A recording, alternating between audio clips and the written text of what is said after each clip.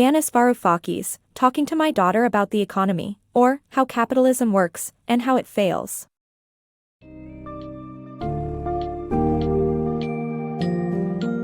In a Talking to My Daughter About the Economy, or How Capitalism Works, and How It Fails, Yanis Varoufakis delves into the complexities of the economic system and breaks them down into accessible, digestible pieces. The summary explores the key messages, from how agricultural surpluses have led to modern economic inequality to the dominance of exchange value in our market society. It dissects the role of debt, touches upon the nature of banks and loans, and analyzes the impact of automation. Furthermore, it takes a closer look at the political implications of money and the threatening consequences of our society's obsession with exchange value on the environment.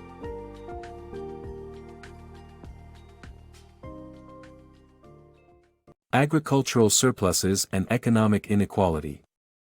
In 1788, the British colonized Australia, taking over the land inhabited by Aborigines. The reason for this inequality between societies is not due to inherent differences, but rather the development of agricultural surpluses. Agricultural surpluses led to the development of new inventions, trade, money, bureaucracy, and hierarchy. This eventually resulted in Europe conquering much of the world, with the belief that they deserved more. Value beyond price. Family traditions and cultural practices hold an immeasurable value, while commodities are assigned exchange values. In contemporary society, the market economy dominates, and exchange value takes priority over the intrinsic value of goods and services. The commodification of resources, including time and labor, produces a market exchange that governs the distribution of wealth within society. In pre-industrial societies, inheritance and social status determined resource distribution rather than the market's invisible hand. The emergence of global trade, followed by industrialization, changed it all. People now buy and sell their labor on a labor market, solely to afford goods on the commodities market. Therefore, the societal system revolves around the market exchanges that dictate the value of goods and services. The role of debt in market societies. In a market society, debt is a necessary tool for entrepreneurs to turn a profit, which creates a constant hunger for more profits. Borrowing money introduces formalized reciprocity and interest, which perpetuate a cycle of debt, profit, and cost-cutting. Those who accumulate wealth by loaning money become wealthier, while those who have to work face constant financial stress. With the weakening of debt-taking prohibitions in many faiths, society's material conditions drive its ideologies. Understanding the banking system. Banks can't fail, but you can. The banking system is the backbone of market societies, allowing money to keep moving for the economy to work. Banks assist in this process by providing loans, and in becoming liable for those debts. The more loans a bank makes, the more money it collects in fees and interest, making them a crucial part of the economy. Unfortunately, this system can spiral out of control when banks start making riskier loans, liable for more than they can handle, in case of debtor failure. When this happens, everyone rushes to withdraw their money, flattening the market and risking economic uncertainty. Banks win even when you lose, as they are bailed out by the government in times of economic trouble. Although the government can attach conditions to the bailout, the wealthy bankers often back the government, making it hard to punish them for their actions. Thus, banks can never fail in market societies. Still, you can, so it is crucial to be cautious when seeking loans from banks. The special rules of labor and money. In The Armchair Economist, economist Stephen E. Landsberg examines the distinct properties of labor and money. He explains that while labor and houses can both be traded, labor doesn't offer experiential value like a house does, and one will only buy labor if it is absolutely necessary. Landsberg notes that selling labor during a recession can hurt the economy because fewer people will have money to spend, and demand will decrease. The same logic applies to borrowing money.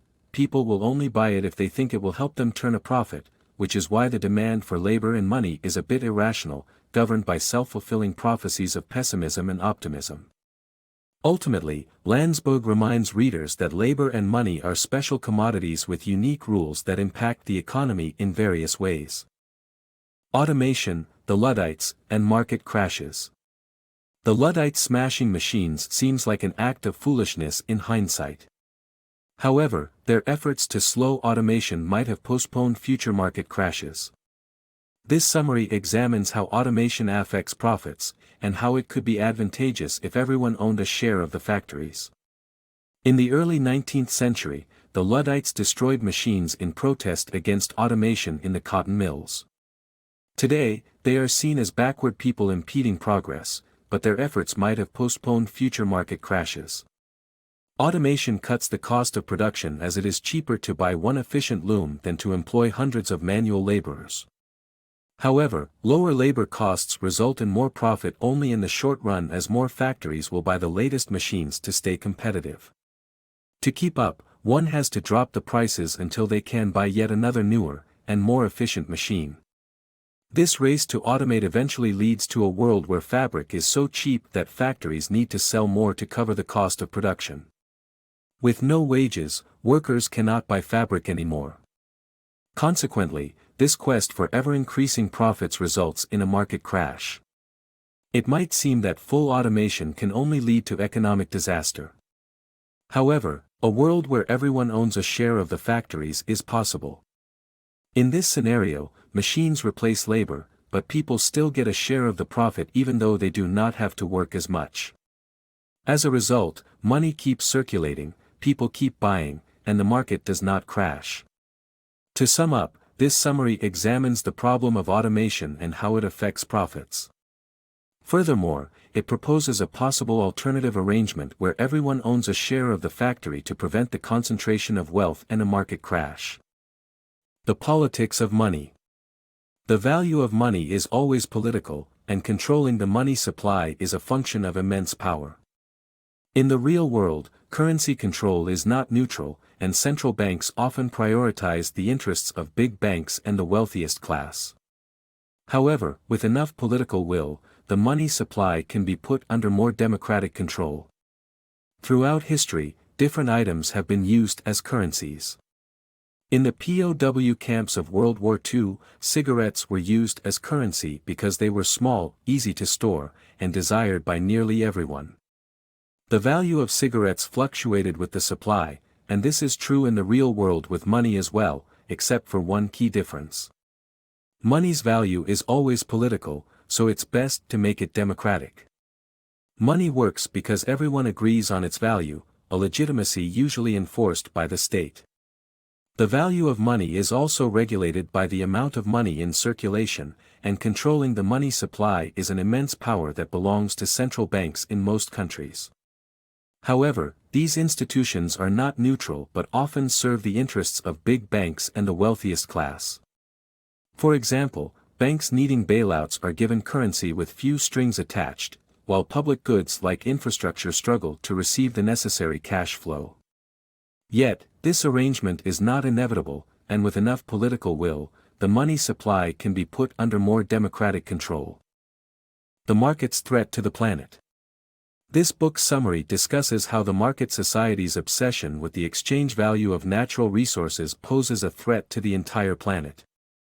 Due to the nature of market competition, individuals and businesses are incentivized to extract and sell as much as possible, regardless of sustainability.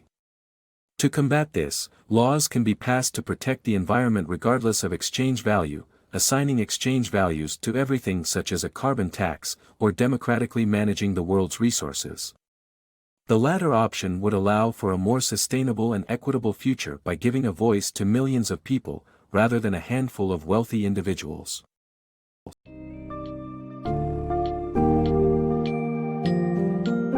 After exploring the multifaceted workings of capitalism through engaging examples and straightforward explanations, Varoufakis leaves readers with a deeper understanding of the economic system they live in.